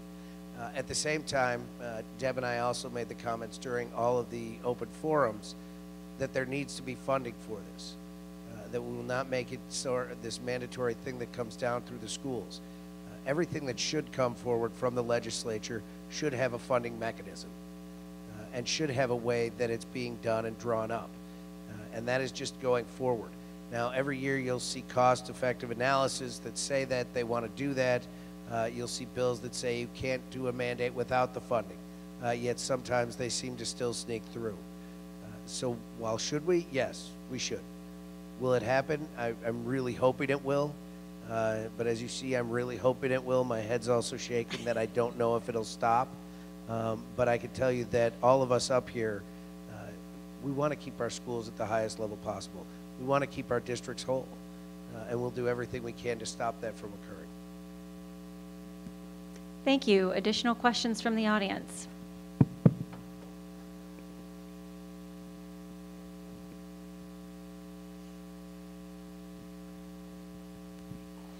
Hi, my name's Kevin Diamond. So I heard tonight that pension reform is unconstitutional, and it's also our #1 priority. And I never hear anybody talking about amending the Constitution. So I guess my question is, why don't we amend the Constitution? What would it take? And would you support amending the Constitution? And if you all would, who's in opposition to that? Hello. All right, it would take an amendment to the Constitution. Amendment to the Constitution would have to go onto the ballot for the voters to take up. And 4 years ago, 2010, there was a ballot measure for the state of Illinois to go to a 2008 Constitutional Convention. No, we had it, but they had a vote on it in 2008 to go to a constitutional. Every 20 years, it comes before the voters on whether or not we should go to a constitutional convention. Last time it came up on whether or not we should revisit the Constitution and look at it, it lost 3-1. So right now you have essentially the will of the people saying they don't want to look at it. Hold on. The legislature can do it. However, then also we would go back to court as well. That would be my thought, and that is everything I've been told on it. Again, that is how I see it happening. As right now, the changing of benefits is changing the Constitution. That is why we are in court right now. Kevin, not lawyer. Oh, sorry. Lawyer. We're all on the same footing up here. Mr. Diamond, it has to go to a binding voter referendum first, and then it would come to us. And if it passed a binding voter referendum, then yes, we could take it up, and I would tell you, I think it probably would pass in the legislature, but it would have to go to the voters first. And I'm just going to make one comment on the constitutionality, because the retiree health care bill that a lot of people are saying now because they ruled that unconstitutional, I worked on that bill very hard. There's only 2 states in the United States that retirees between the age of 55 and 65 don't pay something into their health care. So we looked into that. In fact, even the union lawyers said we just had to make a minor change to a bill, and then when we voted on that, that would be constitutional and wouldn't have a problem, because they said health care is really a contractual issue, not constitutional. But when you send something to a court, as you can see what's happening with a lot of issues around the United States now, with immigration, with the tax subsidies for, the Affordable Care Act, you can get judges anywhere that can make a decision, and that's the decision. If the Supreme Court makes it, as what's happened with the retiree health care, that's what we have to stand by, unless it's challenged again. I will just add one further thing, Kevin. I mean, you're absolutely right. There are ballot measures that can amend the Constitution. I would suspect that if the enacted pension reform is struck down by the Supreme Court, I suspect that there will be a stronger calling for this to be a constitutional amendment. One thing I'll observe is that the governor has already come out and said one, perhaps 2 ballot measures that he wants to put on the 2018 ballot. So he's already working, 4 years, 3 years down the road to try to get some measures on the 2018 ballot that he's already planning. One, I think, is to do with term limits, and then there's also a movement to combine the Office of Comptroller with Treasurer, which they're trying to do either statutorily, but I think there's also a ballot measure that they're trying to change that constitutionally through an amendment. Why do I mention the fact that the governor's working on something that he wants to do in 2018? Because I think it goes back to an earlier conversation that we had about cost shift. If he has not put it on the table in the context of everything that's already been said, I think it bodes well for it not being part of the conversation. So I can't say that for sure, but I mean, this is a governor who is setting out priorities years in advance that he wants to start tackling, and cost shift has not been part of that conversation yet. Great, thank you. I'd like to get to any other audience questions. I saw a gentleman over in, oh, great. Hi, Deanne Mazaki. One question, do you believe that SB1 has the votes to pass, notwithstanding your opposition to it currently?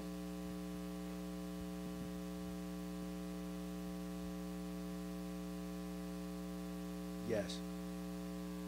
If it, considering the fact that SB 16 passed and it was, according to Senator Menard, more destructive to the suburbs than his newest bill is, well, I will continue to talk to my colleagues and talk to some of my suburban colleagues.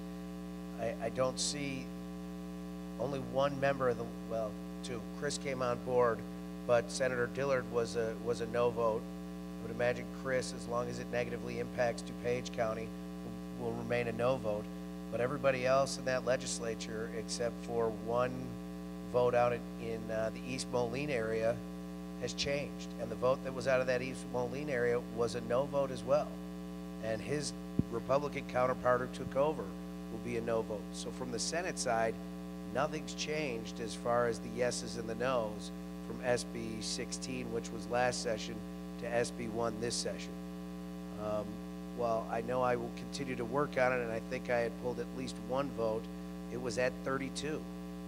And I think I may have one, possibly two, but that still leaves 30 on the board for it. So I know that I don't know exactly what the numbers are in the House, but from the Senate standpoint, I think if the pain is less than it was with SB 16, he will probably keep his votes that he had on SB 1 going forward. And while it passed in the Senate before, and it may pass in the Senate again, the votes are not there in the House. We're a long, long way away from the votes in the House. And a big portion of that is because we haven't seen the bill. We don't know what the numbers are. Things will drastically change. Whatever they pass out of the Senate, we'll take a look at it. We'll fight over it. It may just not go anywhere again. And it just depends what's there. But are the votes in the House? Absolutely not. I agree with Representative Conroy. The votes were not there in the House. And even though this is not a measure of that it would be just Democrat versus Republican, this can be regional, upstate versus downstate. And in our caucus, even the downstaters who were not going to suffer the consequences as much as the Collier County legislators were, they were going to stick with us and all be no on that. And I know that on the other side of the aisle, there are a lot of suburban legislators who did not agree with it either. So the House has 118 members. It's a much different makeup than the Senate, and I agree with that the votes are not there now. Okay, great, thank you. We will have time for one more very brief question, if anyone has one.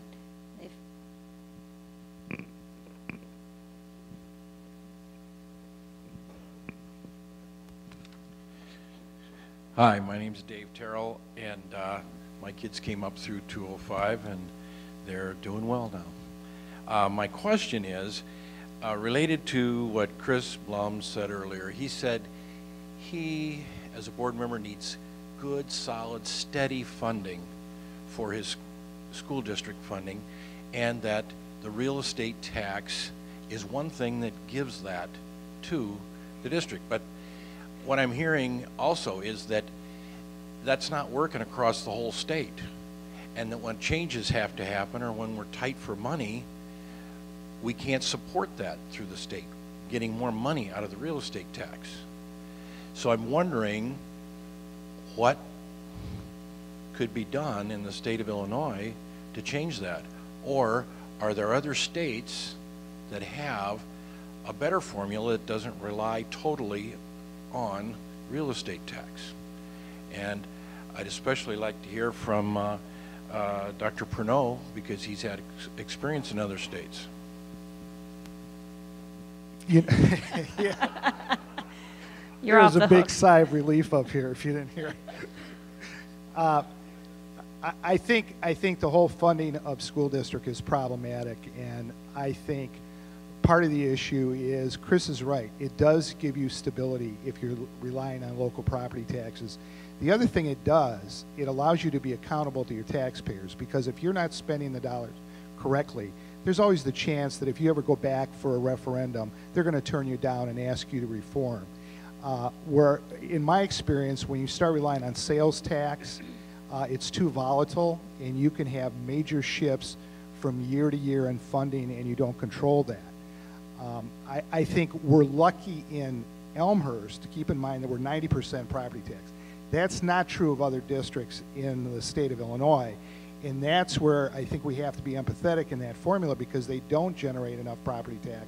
They rely on state funding, and state funding's volatile because it's subject to the economy, and so you have to come up with a way to really have stable funding. I hate to say this, but I think the most stable funding long-term is an income tax that's devoted to education, but that's a whole nother discussion to go down. But it does give you the most stable funding that you can afford for public schools. And one of the things for, I think, school district leaders is how can we plan 2 or 3 years ahead when we don't know what the funding is almost on a year-to-year basis.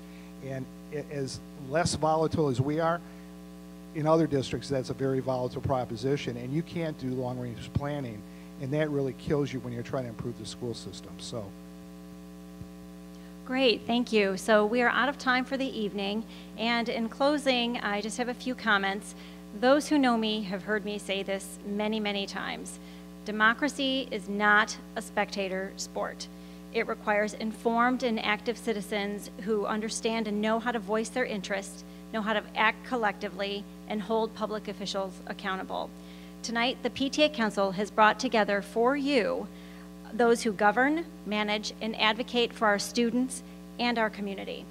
It's our hope that you leave here with a deeper understanding of education issues and feeling empowered to reach out to those who both advocate for and represent you.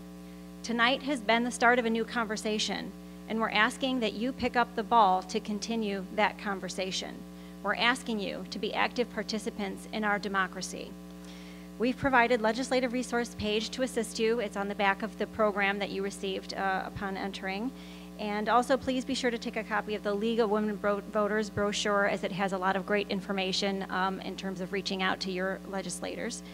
Thank you all so much for coming tonight. Thank you to our panelists. Thank you to Jan Dorner, Peg Agnos, Karen Stufen, Chris Bloom, Mr. Pruneau, Representative Belloc, Representative Conroy, Senators Cullerton and Nybo. And thank you all so much for coming out and braving the cold. Stay warm and have a great night.